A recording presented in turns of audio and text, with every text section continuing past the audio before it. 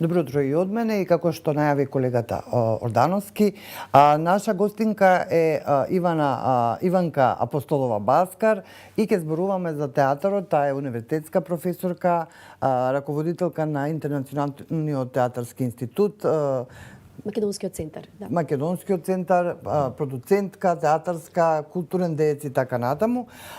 Непосредниот повод е, на 27 март е традиционално веќе, нели, се одбележува денот на театарот, тој е меѓународен ден на театарот, каде што во сите театри во светот се чита една порака или две, зависи, нели, како е тоа уредено. Кај нас имаме една домашна порака и една светска.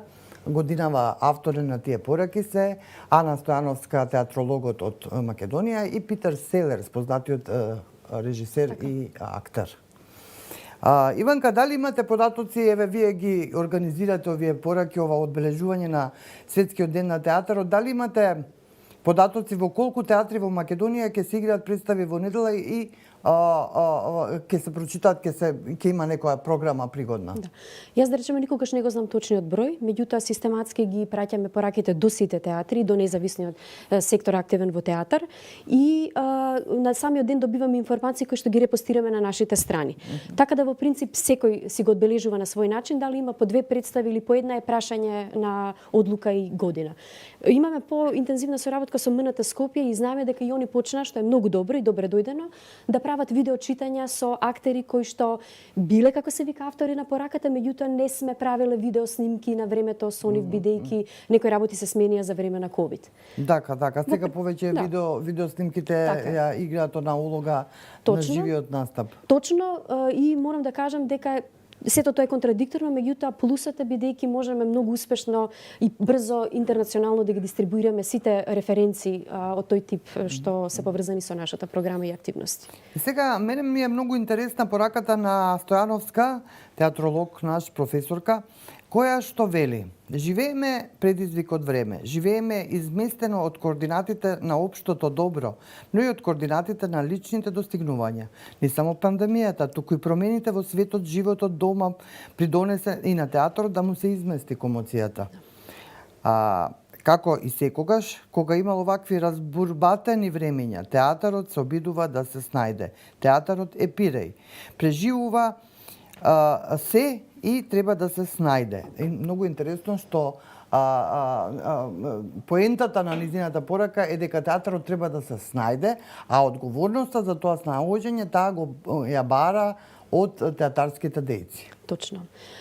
Прво, Ана е еден многу интересен човек, висок професионалец кој што систематски ги следи и ги познава работите во домашната драматургија и театарска уметност.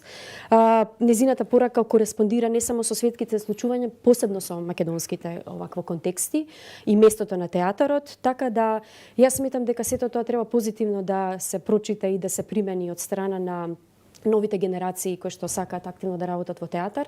Не треба да чекаат на совршените услови за да се почне да се создава театарска представа. Треба да се почне од нула и да се стигне до некаде. Сам, како што велат, ништо ново јас не кажувам, меѓутоа ги застапувам тие ставови, треба сам да си ги скрираш условите во рамките на своите можности.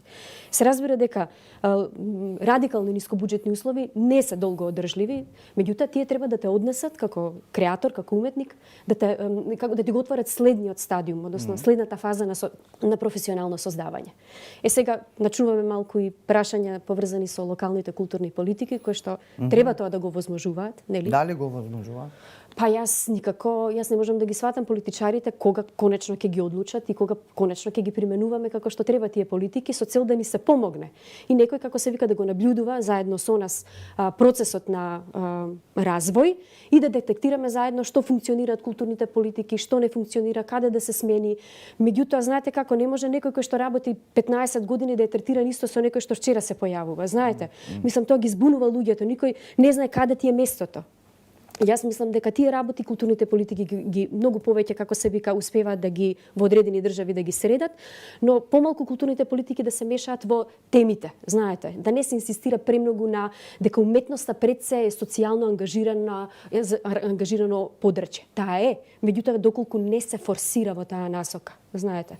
Значи, вие, ако добро ве разбирам, велите политиката дека наметнува теми во театарот, што вака не сум слушнала многу, дека барем кај нас има дека театарот... Добре, јас малку сум дисперзирана, сега зборувам како се вика и за некои меѓународни овакво констелации, состојби на нештата. Да, вие конкурирате на разни проекти и така. И нормално тука некаде местото на Македонија која што кокетира како се вика со тие европски или светски случувања, помалку или повеќе успешно, зависи од тие микрокосмоси, помалку или повеќе функционални во нашето културно милје. Но сметам дека во Македонија, на пример, ние ги немаме како се вика техничко функционалните културни политики. Значи јас ако работам интензивно 3 години, знам што ме чека по 3 години ако сум доследна во својата работа и ако моите представи постигнуваат како се вика видливи резултати. Потоа за 3 до 5 години имам право да влезам како се вика во националните институции. Так. Националните театри, пошто се уште сме на ниво на радикален геп.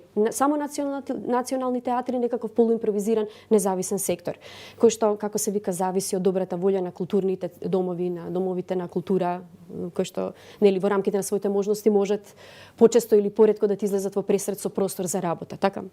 Значи, она што вие се залагате всушност прво таа техничка некаква, не е толку техничка, колку што е еден вид на ред на работите, како треба тоа да се одвива. Така, баш така, ред. Знаете, редот ги олеснува процесите со сите животни препреки, знаете, пошто сме луѓе, живи. Постојано се случуваат некакви успони и падови локално и меѓународно. Видете, само што демек излеговме од ковид се случува Украина и сето тоа како се вика сакал или или неќеме некако ни се наметнува во работата што ја правиме, да речеме, се морам да ви кажам. Почнува да се јавува геп во рамките на меѓународниот сектор на International Theatre Institute. Значи, или си за Украина, или си за Русија. Значи, тоа е толку инфантилно за некој кој што е дел од една од најстарите мрежи за театар, сега веќе и за опера, за танци, за перформанс. Во културата не смее ништо да се дели. Знаете, политиката не смее да ги дели работите во културата и уметноста. Тоа е фатално, тоа е погубно, тоа е детско, како детска инфантилна игра. Ме разбирате? Зашто војните еден ден ќе завршат, а што е културата секогаш била над сите конфликти, како се вика, од дискутабилен интерес или пак поврзани со мрачната страна на политиката, нели? Во светската порака што ја напиша Питер Селес, како што кажав, тој на крај завршува со следните зборови. Пандемијата и оваа инвазија на Русија во Украина ќе го промени светот. И допрва ќе го менува како и театарот. Што, односно ќе го менува одговорот на театарот. Да. Значи, и тој не се оградува од тоа дека светот се менува. Значи, светот се менува за време и после секоја војна. Тој човек не ги одобрува војните. Меѓутоа мора да ги спомне бидејќи новата е актуелна, така е присутна. Ги сносиме последиците од истата сите. Питер Селес е будист, значи тоа е многу битно.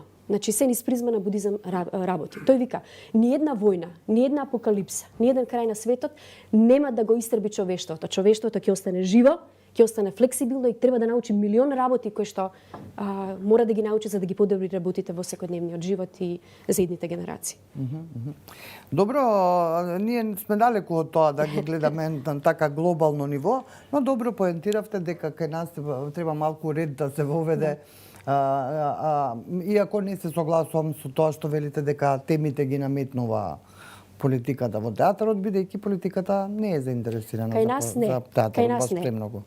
Знаете, би сакала да искористам оваа прилика и да пренесам, како се вика, порака до нашите колеги во приватната и државната академија да се отворат, да не се плашат, никој не ги загрозува, нека ги апдейтаат своите програми со интересни предмети. Веќе се јавуваат интересни млади луѓе кои што завршуваат и постари, кои што сме завршиле школи во странство, кои што не се правиме попаметни од нашите домашни колеги, него би сакале само квалитативно да го надополниме, да го апдейтаме програмот со цел да им помогнеме на идните генерации да се, како се вика, да се ресетира или да се сочува, да се одржи, како се вика, квалитетот на современото театарско-драмско творештво. Следна работа и националните театри. Нека не се плашат клановите. Никој нема да им го земе парчето леп. Нека ги отворат своите сцени, своите ходници, своите скали за кратки, како се вика, винјети, за монодрами, за дуадрами, необично поставени во нивниот во нивните прекрасни простори. Сега веќе имаме неколку со одлична технологија, така опремени. Добро, јас многу ви благодарам за овие ваши идеи во пресрета или во очи на денот на театарот. Театарот е огледало на општеството, со таа една стара максима да го завршиме овој разговор и да имам надеж дека повторно ќе ни дојдете со интересни теми за разговор. Ви благодарам, Александра, на поканата. Пријатно. Сашо, еве, ние го завршивме нашиот дел за театарот, бидејќи во недела е денот на театарот.